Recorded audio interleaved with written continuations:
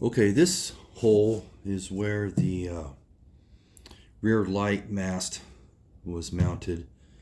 And as you can see, it's been drilled and drilled and drilled over the time, different places and moved. And what's interesting is people keep trying to use this over and over. One of the techniques I like to use is when you find something this big, this damaged, is let's repair this damage and then move whatever it is we're mounting in a location nearby, because it's not that critical in most cases. So in this case, on this one, we went ahead and we ground this out with a small little sanding grinder, and it's just got a little bit of a divot in it. It's just a little bit lower than the flush mount up here, the flush of the boat. Just about the thickness of a piece of fiberglass.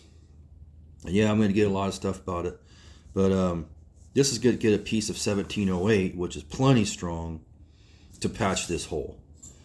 And then moving forward, we'll just remount the light mast in a different location, probably more toward the back here, and leave this area for people to get in and out of. If you keep moving it forward, chances of getting kicked with your foot getting in and out gets higher. But anyway, so today in the workshop, we're going to just do a basic repair. I mean, just a basic fiberglass repair. So you're going to get, after you've ground that out, you want to be down to the fiberglass, and you can, because that's where your mechanical bond is going to be. And then what adds to the mechanical bond is the epoxy turns into a chemical bond. Makes it extremely strong, especially after it's set up. And 1708 is a woven fiberglass, not chopped strand, so it's really strong. It can take a lot. It's not necessary for this thin of fiberglass to have layers and layers and layers of fiberglass on it.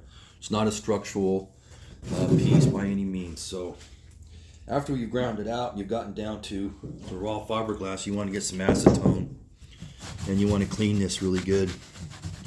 Just clean it up a little bit. Get in there. It's not necessary to go back over that with a sandpaper, because this is pretty good stuff. You just want to make sure this is dry.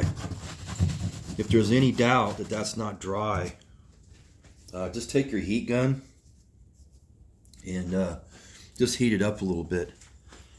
Today we're about 60 degrees in here and about, I think we're 50% humidity in the garage today. It's not ideal. I like to be more around 40% humidity. I'm not worried about the heat, the temperature so much, unless you're under 40.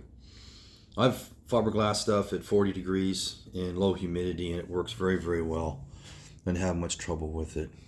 And yeah, there's a lot of information out there, guys, but when you're dealing with non-structural stuff, it's just not that critical. So clean it up with your acetone.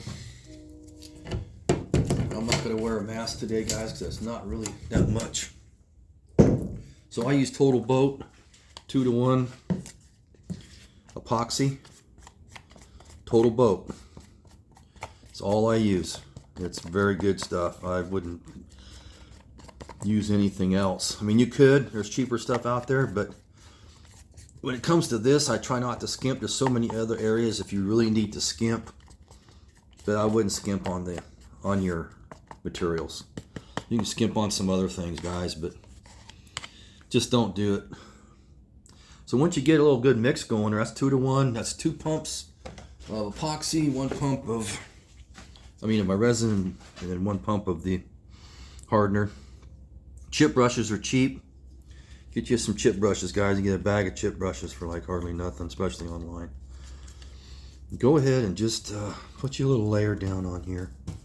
What's going to happen is I mixed it a little bit hot, which means I put just a little bit more of the epoxy resin activator hardener in it, and that makes it hotter.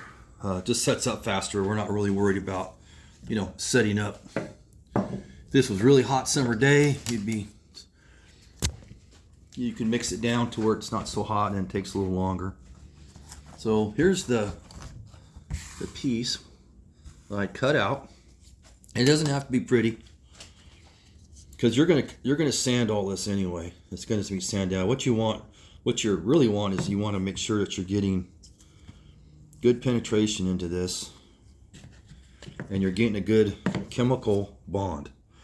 Because there's not much of a mechanical bond here, but this chemical bond is pretty important. And it's kind of messy. You know, you're just going to want to get this really saturated. The total boat, 2-to-1.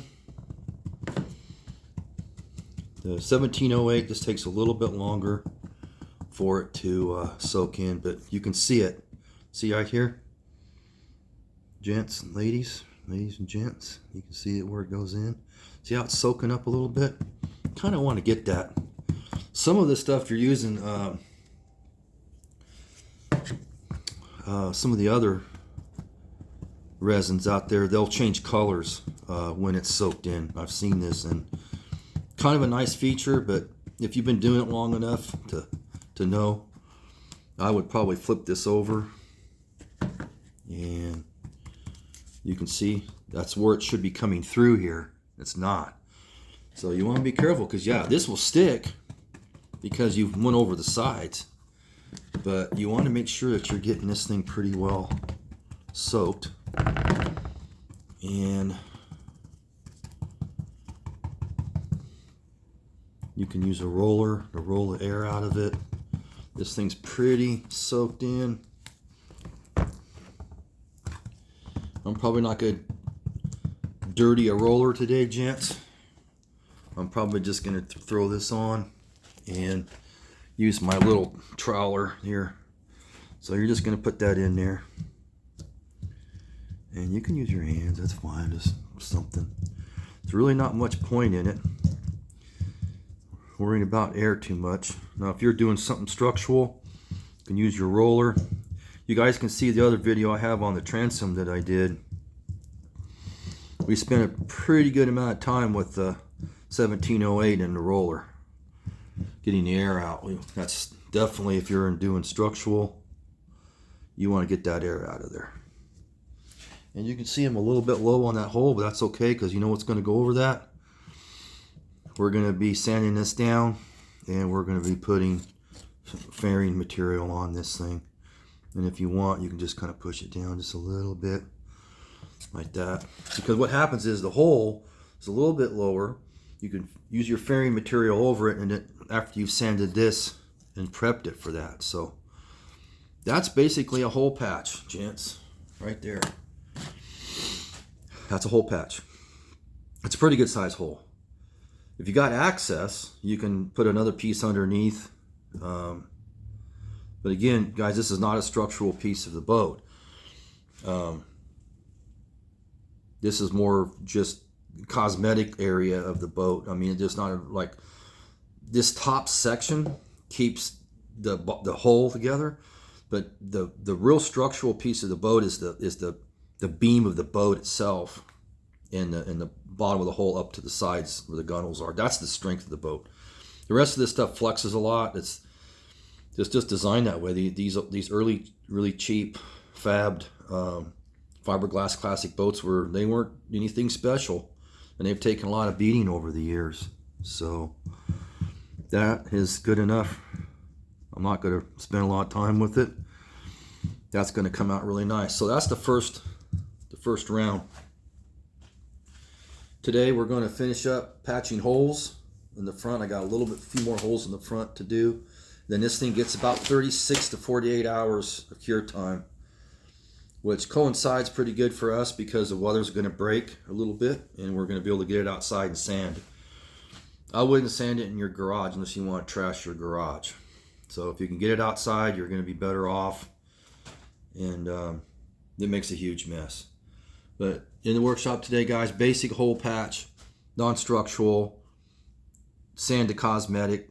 It's going to look fine. You won't even know it's there. If you guys remember, I ripped the cleat out of the front of one of the boats about a year ago. I did a video on it, and we patched that, and we moved the cleat over to an area that didn't have any repairs to it, and we bolted it down with stainless steel fasteners, and it came out really good. So But just to patch a big hole, not that hard, guys. Get your grinder out, grind out a little gully in there, maybe just enough the thickness of one of these sheets of 1708. Doesn't have to be pretty. Get it down to fiberglass, wipe it with acetone, let it dry. Soak your 1708 in your total boat 2-to-1 epoxy, mix it thoroughly, apply it with a chip brush. Don't need to roll it in this case, just put it on and let it go. All right, thanks guys.